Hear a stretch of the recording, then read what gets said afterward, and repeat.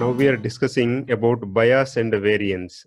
We are taking the same data in the three diagrams you are observing here. On x-axis, I am taking one feature x1. On y-axis, I am taking another feature x2. So this graph is the comparison of x1 and x2. And whenever you are seeing x here, that is representing y equal to 1. Whenever you are seeing circle here, that is representing y equal to 0. The line here I have drawn is a classifier. This is a classifier. The semicircle here I have drawn is a classifier. This curve, some different shape, it is also classifier. So we have used three classifiers. What is this classifier? This classifier is separating the data y equal to 1 and y equal to 0. Remember this linear classifier in the first case, above this straight line, all the training samples are, we are expecting all the output of all the training samples equal to 1. And below this straight line, we are expecting the output of all these training samples is 0. But in reality, that is not happening. You observe here. Below this line, there are many x, nearly 3, 4, many x values means many ones are available. So we are calling this as underfitting, means this classifier is not properly fitting the data. And this underfitting problem we are addressing is called high bias. Whenever a person takes a particular decision in keeping with respect to his friend or relative without transparency, then we will say he is very high biased person, means he takes the decision that is completely favorable to his friend or his relatives. In that case, we use the term high bias. Here also, this classifier is not dividing the data y equal to 1 and y equal to 0 properly. That's why we are calling it as a high bias condition. We are now looking the third example. In this third example, this classifier has divided the data properly, means above this classifier everything is 1 only, and below this classifier everything is 0 only.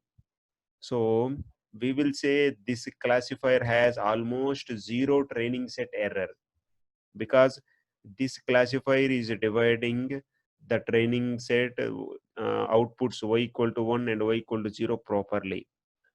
But the question is, we are designing this classifier to predict the future values. If I ask any new sample, if I give any new sample, if I give some new sample, some training sample, some new training sample, can this classifier predict that value? No. Why no? Because this classifier does not have any shape at all. It is a random shape. So we will call it as a overfitting problem. It is fitting our data, but the concept here we are using, it is overfitting the data, means it is having high variance. So as of now we discussed, whenever in the training samples itself, if we are observing the error, then it is a high bias problem.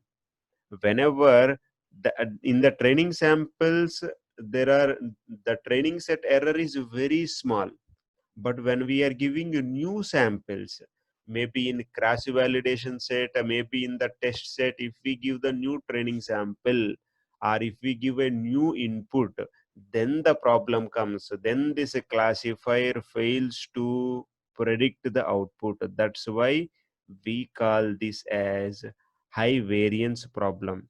Whereas this second example, you can observe here, almost this class, above this classifier everything is 1 except one sample, and below this classifier everything is 0 except one sample. We can accept that kind of error, because now this classifier is like a semicircle, or this classifier is like a parabola. It has a we have the capability to extend this classifier. because this curve is having proper shape and we can extend this. But whereas in the third example, this curve does not have any proper shape. It is a random curve, arbitrary curve. It does not have the capability to predict the future values. But in the second example, the classifier has the capability to predict the future examples. So that's why we call this as low bias and low variance problem. Means training set error is small and crash validation set error is small. Now we have taken one image. In the first image, we want to know whether in this image cat is there or not. If cat is there in this image, then y equal to 1. Yes, in the first image cat is there, y equal to 1. In second image cat is not there, it is dog, so y equal to 0. Now we have given many training samples like this. So in the first example, we have given the data and we observe why again we are dealing with error and like this concept. We will discuss. Remember here, these graphs I have drawn for the two features x1 and x2. But in real time, we don't have only two features for the input training samples. We may have some 10 input features for every training samples. We may have 50 input features or 100 input features or 1000 input features. We cannot draw all the input features by using this, because we can draw only a two-dimensional diagram or three-dimensional diagram. It is not possible to say whether the data is overfitted or underfitted, or whether the data is having high bias problem or high variance problem by seeing, because two-dimensional in the graph we cannot use all the features. So by seeing into the graph and telling whether the data is having high bias, whether high bias problem or low bias problem or high variance problem, it is not a convenience method for all. So we are discussing a new method. In that, we are saying if the training set error is very small and our crash validation set or development set error is very high, then we are saying it is having high variance. So the problem is high variance. Why high variance? Because the data is fitting for training set, but means the classifier or the neural network you have designed is fitting for training set, but it is not fitting for our cross validation set. That's why it is having high variance. In the second example, in the training set itself, we are having huge amount of error, but in the development set only we are having 1% error. Why 1%? 15% here, 1% here, so total error 16%. Now we are saying this is a high bias problem. Why high bias problem? Because in the training set error is more, and in the cross validation set or development set the error is very small. That's why it is a high bias problem. Whereas we are taking some more two examples. In the third example, we are having high error in the training set and high error in the development set. That's why we are calling it as a both high bias problem and high variance problem. In the fourth example, the training set error is 0.5 and crash validation set or development set error is only 1%. So it is a low bias problem and low variance problem. This is what we are really expecting. We expect we expect the bias should be low and the variance should be low if our classifier has to predict the proper output. And sometime remember, in every example here we are expecting if a human being sees the image and he can predict whether the cat is there in that image or not. So Bayes error is 0. If you give a blurred image which human being himself cannot tell whether the cat is there in that picture or not, if you give it to the learning algorithm, then the learning algorithm shows, if it shows 15% error, we cannot say it is having high bias, because in the image itself the blurredness is there. So we will say the Bayes error in that blurred image is 15%. So the training set error, if it shows the 15%, it does not mean in that case that it is a high bias problem. Okay, that's we will discuss later. As of now, whenever you are seeing a high percentage of error in the training set, then this is a high bias problem.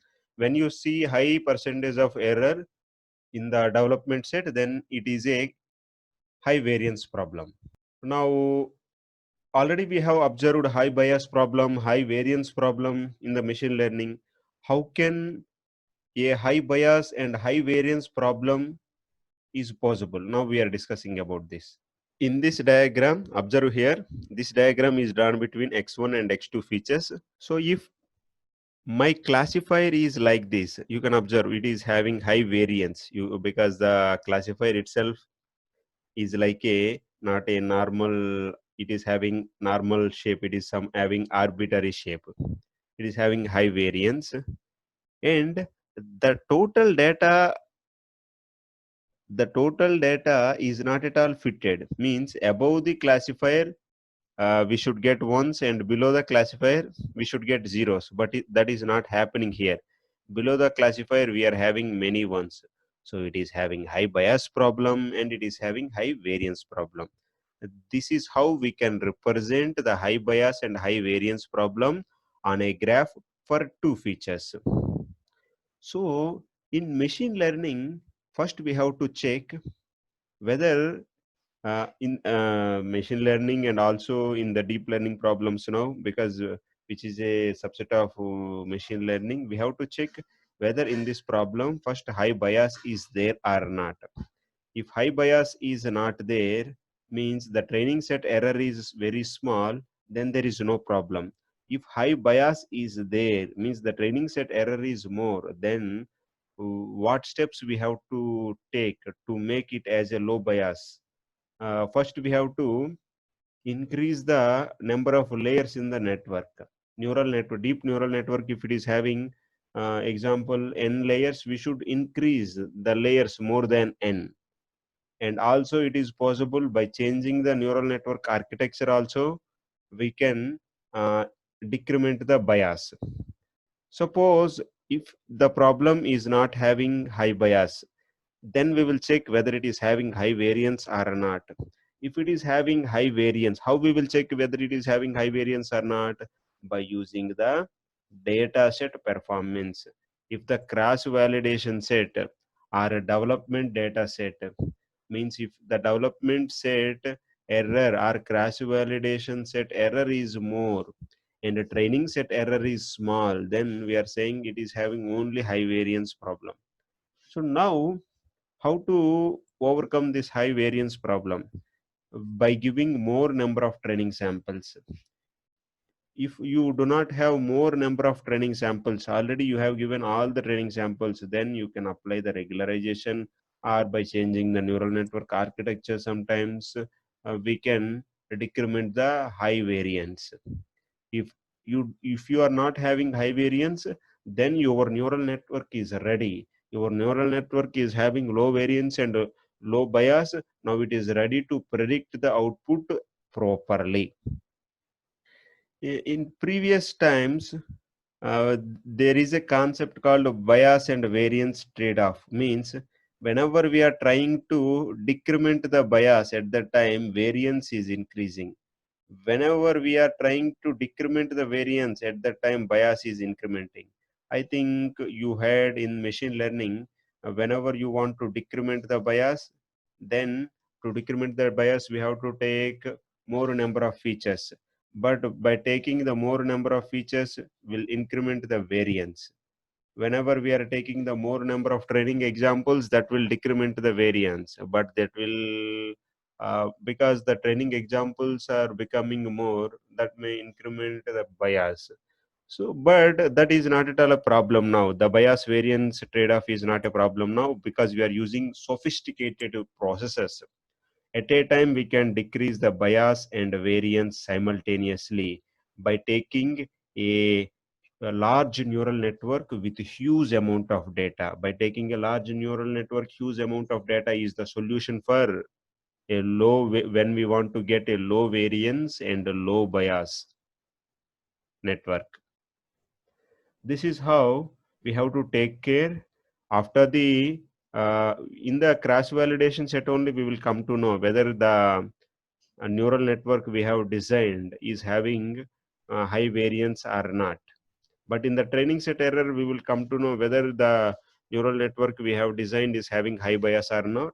But the variance can be known only in the crash validation set only.